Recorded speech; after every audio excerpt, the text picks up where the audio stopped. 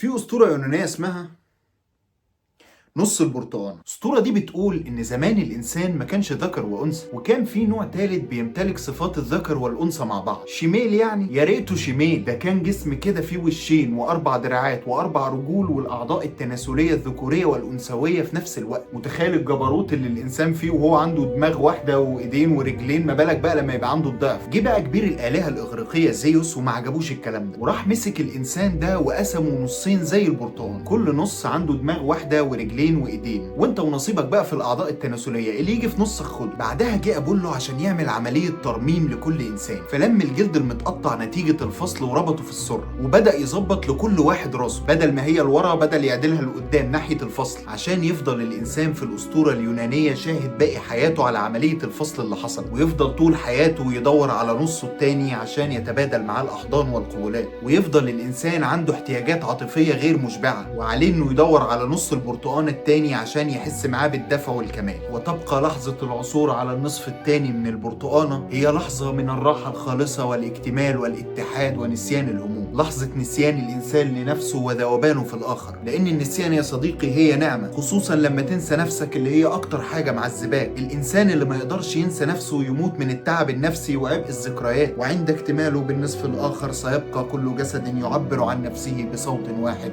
صديق الإنسان، صباح الفل، أنا يوسف. حبكور حكلنا حكاية حتقلب حنا حشونا حرام، خدوجة خليفة خطفها خليل ابن اخت خفا جمام، والمهر بحتة نتفة 6 7 8 تمام، ده المهر بحتة نتفة 6 7 8 تمام، المهر بحتة نتفة 6 7 8 تمام، وبنسأل صالح فالح قال بصراحة انا ما اعرفه. صديقي المعلم، لابد من لحظة الحقيقة، كلنا سرحانين في الملكوت بندور على الحب الحقيقي، الوعد بما هو آتي، البني آدم اللي هينسينا امبارح ويعلمنا نسامح ويخلينا نفكر في ايامنا الجايه. لكن مع احترامي ليك، دي مش اشكال برضه تحب وتتحب، يعني مش هنكدب على بعض. وبما ان كل واحد فينا عارف ان سحنته مش مساعداه، فكل واحد بيحاول يشتغل على حل شكل يساعده انه يبقى بني ادم محبوب، يبدا بقى يغير في خلقته، وهي تروح الجيم تلعب سكواد، وهو بيحاول يعمل 6 باكس، لكن بلا فائده تذكر، غير ان انت كذكر شعبيتك بتبتدي تزيد وسط اقرانك الذكور. وده حقيقي بيرجع لان جزء من خصائص الحضاره بتقوم على فكره المقايضه، بيع وشراء. يعني زمان عشان تاخد واحده الانوثه بتفط منها، لازم ان انت كمان تكون الذكوره هتفط منك. هي عودها ما بيهزرش وانت طول بعرضه بتخلص السيجاره كلها في نفس واحد، لازم دقنك تبقى طالعه كامله زي كده. لكن الحمد لله سوق اقتصاد الحب اتغير عن زمان، ما بقاش زي دلوقتي، الموضه اتغيرت، الشاب ما بقاش لازم يبقى قد الباب عشان يعجب، في موضات تانية جديده طلعت، وبصفات زي ان انت تبقى شخص اجتماعي ومتسامح هتعرف تنقي حاجه نظيفه. فيوم ما يبقى الشكل مش مساعدك، ممكن تروح تنمي مواهبك، تعمل كاشات، تركب موتوسيكلات، تحفظ افيهات، تسهر في البارات، تدعم انك، المهم يعني انك تعمل حاجه تخلي المجتمع يقدرك ويثق فيك. يسالني واحد ويقول لي بس الناس دلوقتي بقت تجري ورا الفلوس والنجاح والشهره اكتر ما بتدور على الحب الحقيقي. اقول لك مش يمكن الغرض من ده هو احساسهم اصلا بالوحده، وان الشهره والنجاح والفلوس بيزود لهم احساسهم بالامان، وان معاهم فرصتهم في الحب ونجاتهم من الوحده بتبقى اعلى. وبعدين ما هو ده اللي بيفسر انك كل ما تبص على اكس من اكساتك تلاقيه اتدور وحلو كده وبقى ينزل صور نظيفه واشتغل في شركه محترمه، وانت بتفكر ان حظك وحش او ان انت مثلا اللي كنت طفيه. لا مش كده، انت بريء يا صديقي. هو بيتحول كده عشان تجربه الانفصال تجربه مؤلمه ومخيفه. الانفصال بيحسسك انك فقدت السيطره على العالم بعد ما كان عندك القدره على السيطره عليه، علشان كده الناس بتحس بالخجل والعار من الانفصال في الحب. الحقيقه يا معلم ان الاحساس بالاسم والعار من الانفصال بيتم التعبير عنه بقصه بدء الخلق، لما ادم وحواء كلوا من الشجره المحرمه، وبقت لحظه العصيان لحظه ميلادهم كبشر. قبلها كانوا في الجنه، مفيش قلق ومفيش خوف، كانوا متناغمين مع بعض ومع الطبيعه اللي حواليهم. لكن وقت ما كلوا من الشجره كانت هي دي لحظه ميلادهم كبشر بمشاعر البشر، وادركوا في اللحظه دي عورتهم، وبقى كل واحد فيهم يجري يغطي نفسه. احساسهم بالخجل ده ما كانش درس بتغطيه العوره، لانهم اولا في الجنه، ثانيا هم زوجين فمن الطبيعي ان هم يشوفوا بعض. لكن بصفتها لحظه انفصالهم عن الجنه وميلادهم هم الاتنين كبشر، حسوا ان هم اغراب عن بعض، فقدوا اتحادهم، وبدأ كل واحد فيهم يوجه اللوم للتاني بان انت السبب، انت اللي خرجتنا من الجنة. ومن هنا بقى يا معلم بدأ الانفصال الانساني وغرابة كل انسان عن التاني، وخجله من نفسه ومن جسمه قدام غيره بدون الحب، عشان يبقى الحب هو الطريقة الوحيدة اللي الإنسان يقدر يقهر بيها انفصاله ويخرج من العالم المجنون ده، عشان يلوم نفسه في الآخر ويحس إن معاه إنسان قادر يحس معاه ولو بنفحة من نفحات الجنة، إنه مش مكسوف قدامه من عورته، وإنه هو معاه محدش بيفكر في أي حاجة غير التاني. صديقي المعلم، عقبال ليلتك وتفرح الحاج والحاجة كده ونتلم ونوجب معاك. وسيبك بقى من السؤال بتاع يعني هما المتجوزين خدوا ايه، عشان من حيث خدوا فهم خدوا كتير الصراحة، لا ومستمرين في الاخدان، انت بس اللي مش واخد بالك. وبعدين الانسان النهارده بقى كام جبين قوي، بقى يسأل اسئلة كتير قوي كل خطوة في حياته. لا ده بجد كل خطوة في حياته بقت بسؤال. يعني الناس زمان كانت بتتجوز وخلاص، ولو ما اتبسطوش في الجواز بيقولوا مش مشكلة، يعني ان شاء الله هنموت بسرعة. يعني جرب كده تروح تقول لابوك الحاج يعني يابا انت ايه رأيك في العلاقات الأحادية، او ازاي موت الحب ممكن يأثر على الجواز، تلاقيه بصلك من فوق لتحت كده اللي هو انت في ايه يا طاري مالك كده. تلاقي ان الافكار دي مش موجوده في قاموس اهالينا اصلا. ما حصلش قبل كده في اي جيل ان استمرار الجواز بيعتمد على سعاده الزوجين، وده خلى الزوجين في العلاقات الحديثه هم محور الاسره والمركز الرئيسي لها، بعد ما كانت العلاقات بتكمل لاعتبارات تانية زي الاهل والعيله والاولاد. لكن اكتر جيل قرر الاستثمار في الحب ورفض جواز الصالونات وقرر ان هو يختار شريك حياته بنفسه، هو اكتر جيل لقى نفسه بينفصل وعلاقاته العاطفيه ما بتكملش. الحقيقه يا معلم ان حياتنا العاطفيه بقت معقده جدا عن زمان. زمان كانت العلاقات اكثر بساطه من كده، لانها كانت بتبني على قواعد معروفه ومتفق عليها من الكل. زي ما بتقول استر بريل الكاتبه والاخصائيه النفسيه، ان زمان كل شيء كان معروف ومتفق عليه، الطريقه اللي العيال هتكلم بيها ابوهم وامهم، والطريقه اللي الاب والام هيكلموا بيها الاولاد،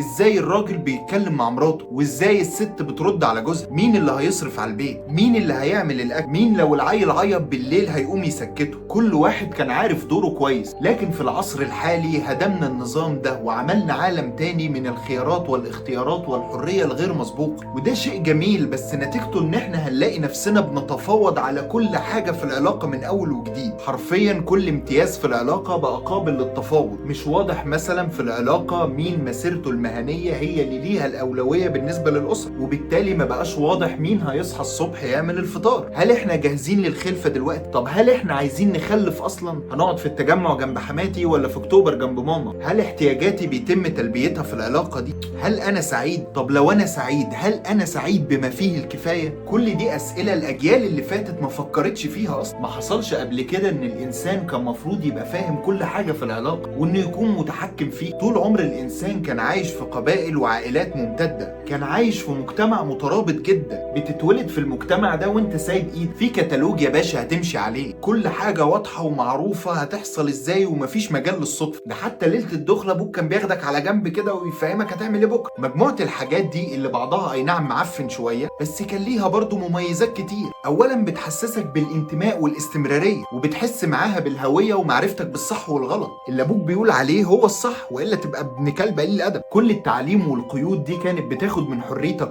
ولكن كانت بتديك احساس باليقين اكتر في تصرفاتك واختياراتك، لانها مدعومة دعم كامل من عيلتك ومجتمعك. هي حرية اقل لكن معاها احساس اقل بالوحدة، وانك مش مطلوب منك تحدد او تعرف كل حاجة بنفسك. لكن يا صديقي من وقت ما سيبنا المجتمع ده وبعدنا عن الجو العائلي ورحنا سكننا في الكومباوند وفرحنا بالحرية، اكتشفنا معاها احساسنا اكتر بالوحدة. ومن ساعتها واحنا بنطلب من شريك حياتنا انه يكون المسؤول الاول لتجاوز هذه الوحدة. فبقيت انت عايز اللي تعمل لك الاكل وتربي العيال وتوفر في مصاريف البيت، في نفس الوقت تتكلم معاك وتدعم كاريرك وتسهر معاك في الاوتنج بتاعك وتشرفك قدام الناس. وهي كمان بقت عايزه اللي يصرف على البيت ويوفر ليها الامان والرعايه، وفي نفس الوقت يحترم قراراتها ويساعد في شغل البيت ويديها من وقته وتركيزه ويدعم الكارير بتاعها ويكون مؤمن بيها ويدافع عن اختياراتها. انت عايزها تبقى مراتك وامك واختك ومستشارك العملي والبيست فريند بتاعك، وهي عايزاك جوزها وحبيبها وحامي حمى الانكزايتي ورفيق الشوبينج واللي بترضع العيل لحد ما هي تخلص الميتنج بتاعها. زي ما بتقول استر بريل اننا بقى عندنا من الطموح في الحب ان احنا عايزين شريك حياتنا يوفر لينا مجموعة من الاختيارات كان بيوفرها لينا المجتمع العائلي زمان. ده غير ان زمان في العيلة او في المجتمعات المترابطة تحديدا كان المتجوزين ما بيعرفوش اخبار عن بعض غير المشاكل، لان الاهل كانوا دايما يتدخلوا بين المتجوزين عشان يحلوا مشاكلهم، ومع شوية نميمة فكانت المشاكل بتبتدي تنتقل لباقي العيلة والكل كان بيعرف. فانت تسمع مثلا ان ابن خالتك ضرب مراته عشان ما بتغيرش للعيل البامبرز اللي لما يعمل مرتين، فتقوم باصص لمراتك كده وتقول يعني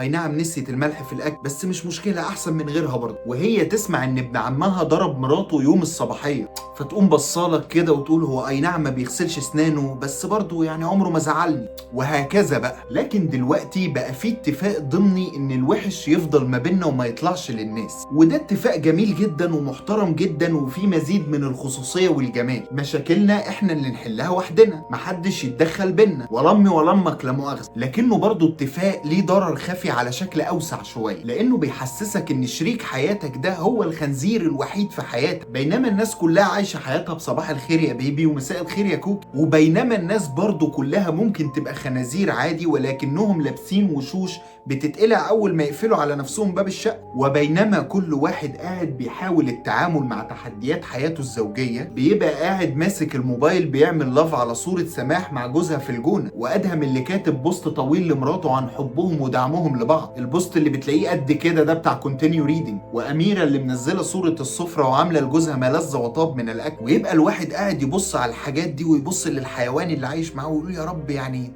انا ايه اللي مصبرني على الهم ده. بينما ادهم كان ممكن يكون مزعل لمراته وكاتب لها البوست ده عشان يصالحها بيه. وصوره السفره اللي اميره نزلتها اصلا صوره من عزومه قديمه بس هي قاعده فاضيه مش بتعمل حاجه فنزلتها. وسماح منزله صورتها هي وجوزها في الجونه عشان تقول للبنات اللي عندها اللي هو جوزي يا كلاب وما تقربوش منه ومتجوز وبيحبني وكده. ولكن احنا لما بنشوف الكلام ده على السوشيال ميديا بالذات بتحس ان عندك اوبشنز كتير في الحياه، خصوصا بقى لو لقيت سماح وسهى ومنى عاملين لك لاف على الستوري بتاعتك، وهي كل يوم يجي لها مسجات في الاذرز الناس بيتغزلوا في شقوق كعب رجليها. بتحس ساعتها ان البحر مليان سمك، ولكن اغلب الاوبشنز دي وهميه وما يناسبناش اصلا. سماح يا باشا متجوزه وكان ابنها بيعيط فادته الموبايل يقلب فيه وهو اللي عمل لك لاف على الستوري. وسهى ومنى اصلا ما انت مين مع بعض، فتلاقي ان البحر مش مليان سمك ولا حاجه، وانه في الواقع البحر مليان قواقع. مفيش مفيش الشخص اللي هيجي عشانه تمسح صور اكساتك وتعمل له بقى بصمه على تليفونك وتسلم للعالم كله عشان تعيش معاه. وبما ان كل انسان عنده مشاكل يبقى لازم نفكر ايه هي المشاكل اللي نقدر نتحملها ونصبر عليها، وايه هي المشاكل اللي ما نقدرش نتحملها في حياتنا. فيبقى يا معلم وانت بتبص على الباكج بتختار الايجابيات لازم برضو تختار المشاكل. لكن في انك تتجوز ويجي عليك يوم تبقى بتعاني في الجواز، تخلف عيال وتفرح بيهم لكن في نفس الوقت تعاني من مصاريفهم الكتير، تكره عيشتك، وممكن طرف من اطراف العلاقه يبدا يفكر في الخيانه. ممكن في يوم من الايام تتمنى الموت بسبب شريك حياتك، وتاني يوم تبقى اسعد انسان في العالم بسببه برضه. صديق الانسان هي دي قصه الحب الحقيقيه. وزي ما الشاعر الراحل مريد البرغوثي بيقول: الشعر يحتفي بحلوه وحيده المثال والمثل، فلا هناك من على خدودها حب الشباب صدفه، او شعرها مجعد او سنها مكسور، ولا هناك من لها وظيفة ولا عمل، وليس بينهن واحدة تتابع الأخبار أو تطالع الجرائد. بص بقى الجاية دي: الحب في الحياة